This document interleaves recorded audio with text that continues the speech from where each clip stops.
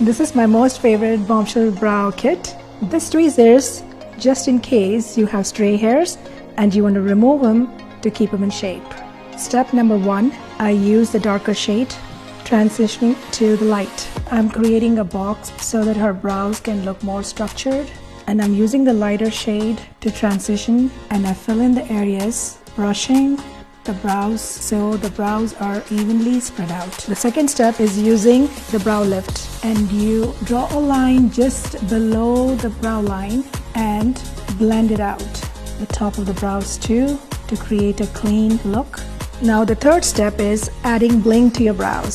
So take the shimmer highlighter, just go on the arch of the brow, above the brow bone, and gently dab a little bit of shimmer. So it instantly lifts your brows. The last part is I draw the line and fill it in to make the brows look more clean and sharp.